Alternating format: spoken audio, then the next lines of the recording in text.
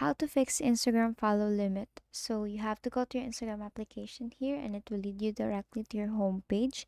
Now, before we really start is that what I want you to know is that Instagram has this new feature where you're only limited to follow 7,500 accounts or 7,500 people in Instagram.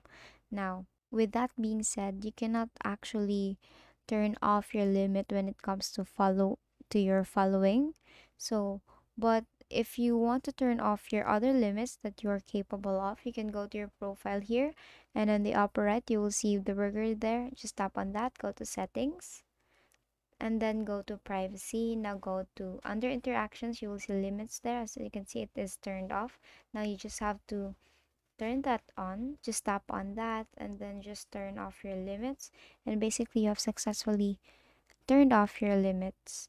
And if it doesn't work, make sure that you have updated your Instagram application. And that is all for today. If this video helped you, please give us some thumbs up and subscribe to our YouTube channel for more tutorials. Thank you for watching.